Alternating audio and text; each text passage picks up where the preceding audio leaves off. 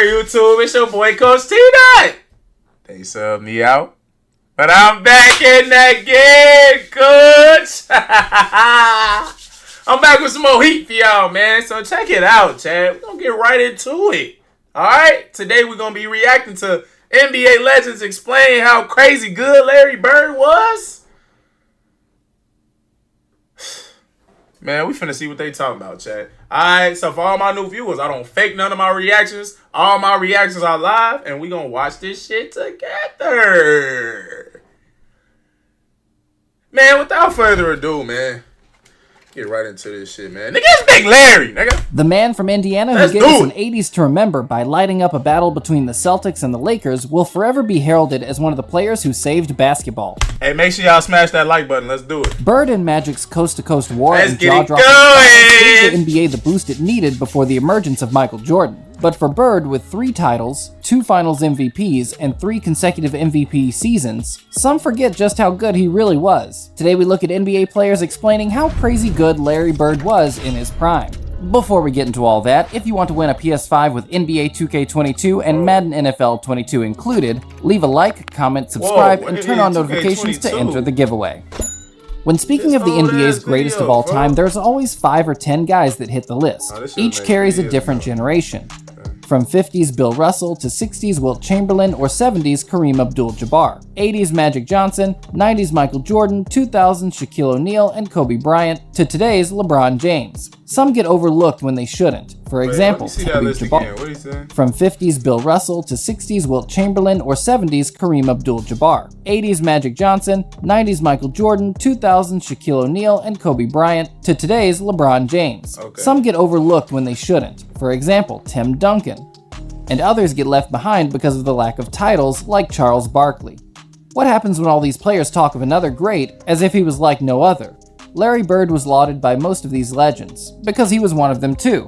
He was consistent, tough, offensively masterful, and one of the first big guys to shoot many three-point shots. LeBron James spoke candidly in an interview about how he was one of the few guys ever to win a three-point contest with a warm-up shirt on. LeBron referring to the time Larry won his 3rd consecutive three-point contest. James continued, "For young guys that don't know him, they think of Larry Bird as a jump shooter, but he was so much more than that. He was a passer. He averaged double-digit rebounds. He defended, he took charges. And, he's just a straight-up complete basketball player, and me as a small forward." Later in his career, LeBron adapted his game to the new way of basketball, which was a charge led by the Golden State Warriors in shooting more from behind the arc. LeBron was considered a big guy, but began shooting more threes, and no doubt was heavily influenced by the fact that Larry Legend had already achieved this feat in the 80s. In another interview, when asked about his top 3 of all time, LeBron put Larry Bird firmly in there with MJ and Dr. J. Bird. 3. Larry Bird, Dr. J. Michael. Shaq had a very different opinion on Larry initially. He said he disliked Bird because he was jealous. He thought, how could this regular-looking guy do everything? Never really had a chance to play against Larry Bird, but I actually used to hate Larry Bird. I hated him. Shaq soon realized as he grew older and wiser that despite getting the luck of the Irish with the Celtics, Larry made his own luck when it came to shooting the ball. Shaq, at 7'1", of course, had a completely different style of game at the time. He was built to the max and used brute force to impose his will on the defense and rack up the points, blocks, and rebounds. Shaq was also faster than most give him credit for, particularly in the early part of his career. O'Neal the rebound, now the Magic for the final shot chance. Oh my goodness. O'Neal the floor. Takes it. Oh man. Bird was notoriously slow, which was all the more testament to his skill set, but his basketball IQ was just on a different planet. He once sank a shot from behind the backboard, which O'Neal chalked down to a fluke following a bet with his friend. Sam Vincent to Bird, and it goes in! There he was It Nigga shot a behind the backboard shot during the game, folks. I guarantee if a lot of you niggas did that shit in the game, folks, y'all, first off, y'all don't have the leash to do that shit. If you do some shit like that and you not the best player, your ass is getting subbed out immediately. No ifs, ands, or buts, no, coach, I thought I was Larry Bird. Nigga, sit your goof ass down, man. And you better make it, too. Don't think about kids. Don't even think about shooting no shit like that, G. It's Larry Bird, nigga. Even Michael Jordan, I don't even think shot no behind the backboard shit, G. You feel me? So, kids, don't watch Larry. Don't watch Steph. Because that shit will have your ass on the end of somebody's bench, man. Real talk. Shaq never really got the chance to play against Larry Bird, which is unfortunate, because I don't think it would have taken him so long to recognize greatness. On the other hand, six-time NBA champion Kareem Abdul-Jabbar battled Bird on numerous occasions while playing with the Showtime Lakers. Bird got the better of him in the 1984 finals, and took another two in a decade that was largely dominated by the purple and gold. Kareem Get it going in! Get it going in! Played against Get it going! How good was Michael Bird? Jordan. People, I don't think people look at him and think, oh, he's a white guy, slow guy. The chubby white guy, he wore us out, man. You know, because he just, this muscle here, the one between his ears, Yeah. that was his best, you know, because he. Oh my made the goodness! Come here, three-pointers, stupid! he had his Where are you at? And rebound. Eyeball still right there on the ground. Pick He him was always up. at the right place at the right time on the court. You know, one of the great players. I had the opportunity to play against. 11-time All-Star Charles Barkley, a regular season MVP during a star-filled 90s, was once asked, "Are you better than Bird?" And he took a long pause before answering, which is very telling. Charles, folks. Now I'm gonna give you some time to think about your answer, folks. Cause you know we gonna get on your ass whatever answer you give, folks. Alright? So I hope you say the right thing, G. I hope you say the right thing, cause you and Dennis in that same boat. When the motherfucker put a microphone in front of y'all just get to saying anything, G. So let's just hear what Charles gotta say. Charles, it better be the right answer. Am I better than Bird? Oh man, that's a great question. Most great players respond immediately with how they think they're the best, because you have to have that kind of mentality in order to get to the top. Instead, Barkley answered, I'm a better rebounder. I'm probably better. Let's do our research right now, G.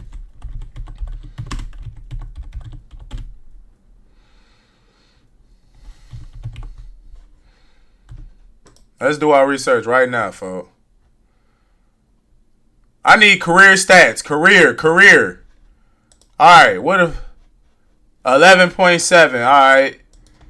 I think Larry only averaged 10. Let's see though.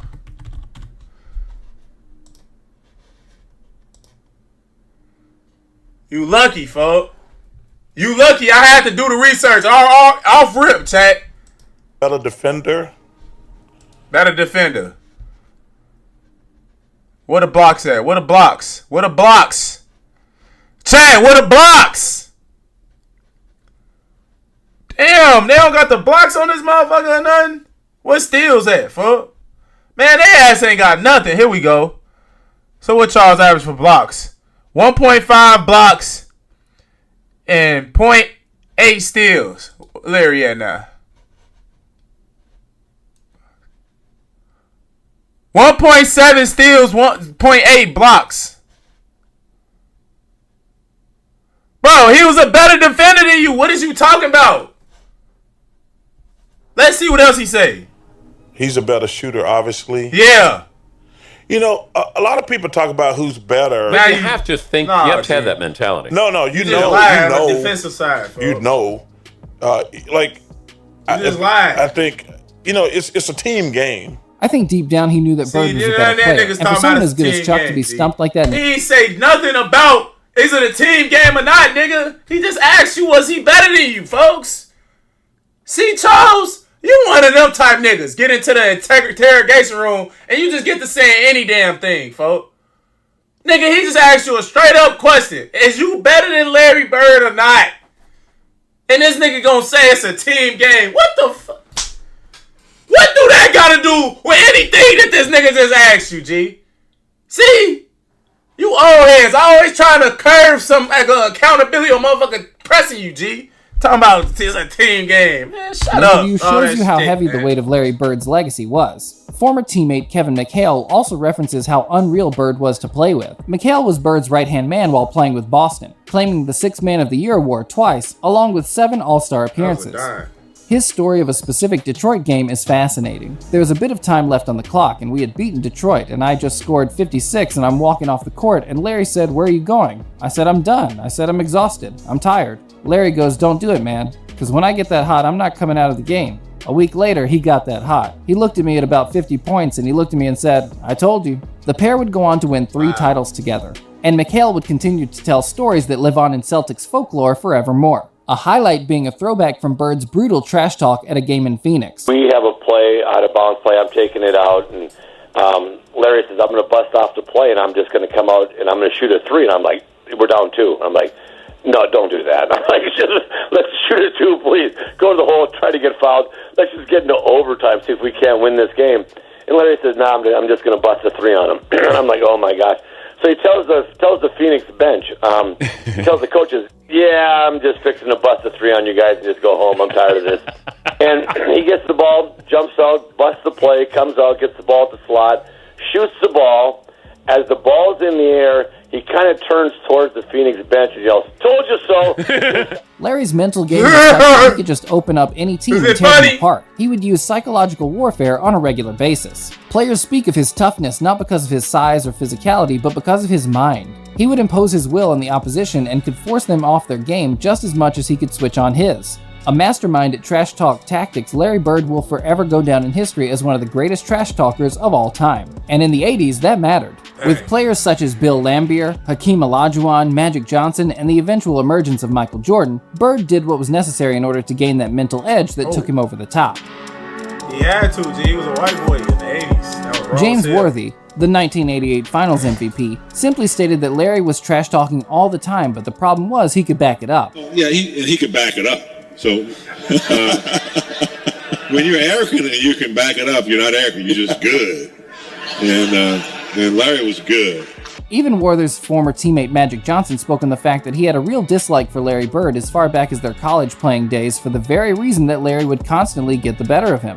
Johnson claimed in a recent interview during a press build-up for the Broadway play about the pair that after he beat Larry in the NCAA championship game in 1979, the most watched college basketball game ever, by the time he got to the Lakers, they were 0-8 to the Celtics. You had to hate the Celtics to beat them because when I got here, we were 0-4, I think 8, and then the first time against the Celtics, and then in championship series, and then we lost that in '84. That made us 0-9, I believe. And later is quoted as saying, "When I played, Larry Bird was the only one I feared." Not bad when hearing it from a 5-time champion and one of the true great basketball players of all time.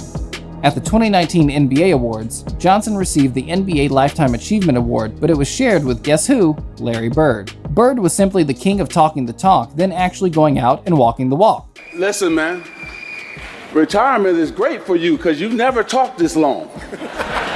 Dominique Wilkins recounts one of the most famous games where Larry Bird promised Kevin McHale he was going to break McHale's record against Atlanta. Wilkins said, he got so hot in that game that you talk about that patented step back. He was doing that step back and he switched it to his left hand 3 separate times in that game and hit a 3. He was scoring anywhere on the floor that he wanted. Is this when the bench was giving each other 5? The bench was giving each other 5. So did you get in a fight with them after the game? Forget Larry. Did you beat anybody on the bench? Because you giving 5, he's scoring on me. Every one of those guys got 5 $3,000. Look at these. Larry's legend lives on because of the greats that want to tell them. The reason there's a list of top 10 players who consistently call Bird their toughest opponent or one of their all-time greats is because Larry himself is in that list. Only call Bird their toughest opponent. Gang. If you don't get your ass up, man, the move he just hit you with wasn't even that vicious, G. Look at this move Larry just hit, y'all. Tell them. Y'all let me know if y'all would have failed off of this move right here, man. Let me know. There's a list of top 10 players who consistently call Bird their toughest opponent. Unless he stepped on your shoe, my nigga, get your big goofy ass up, man. Just falling for no reason. He ain't even hit you with no motherfucking lethal shit. Like, he just literally just stepped back calmly on your ass. The reason there's a list of top 10 players who consistently call Bird their toughest opponent step back, or one of their all-time greats is because Larry himself is in that list. Larry is a top 10 baller of all time. His style doesn't matter when his skill sinks the opposition. Because above all, the opposition will remember. They'll remember the steals, the shots, the clutch plays, and the trash talk. They'll remember the Bird from the early 80s, not from the early 90s. The Larry who stepped out on the court in his warm-up jacket and made Michael Jordan recoil in envy. MJ announced, he took off his top yet. I didn't see when he took off his top. Well, when Bird did, it was all business. He may as well have taken a mop and bucket to the floor because he was about to clean up. He was an impetuous and never relenting opponent that took the life from anyone who stepped onto his battlefield. The consensus is a resounding stamp of legendary status for the man who will forever go down in the history books as one of the greatest ever players, and arguably the greatest ever Celtic to grace the court. What did you think of Larry Bird in his prime? Jason Tatum. Alright, y'all, that's the end of the video, man. I hope y'all enjoyed it. You know, Big Larry, always good hearing stories about him. You feel me? The old heads, you could tell they clearly got a lot of respect for Larry. Larry was one of the real pioneers of this game, for real, bro. You know, that's why I love Larry. He was like I always say, he had to have had that edge on him. He was a white boy that was cold back in the 80s and 70s and whatever the fuck. What would you say, just the 80s for real? The 90s, a little bit of the 90s. So, you know, Larry had to have that, like, that edge over motherfuckers. So, by him talking shit and being able to bag it up, G, that's a hard thing to do, folks. Especially during them times when the league was still all brothers. Like, the league been always all brothers, folks. But for him to be one of the best, like, Larry is top 10. He's in everybody's top 10. If he not in your top 10, you a goofy and you don't know nothing about basketball. Real shit. I'm telling you to your face. Alright? You better have Larry in your top 10, nigga, or I'm gonna come across, smack all type teeth out your mouth. You feel me? But, man, Larry just a goon for all around goon. You know? Alright, but chat, that's the end of the video, man. You know? I hope y'all enjoyed it, because I know I did. But make sure y'all like, comment, subscribe to the channel, man, if y'all new. Make sure y'all like this video up. Spam it up, spam it up, spam it up. Alright? But I love y'all. It's your boy, Coach TDOT. We up out of here, man. I'll see y'all next video.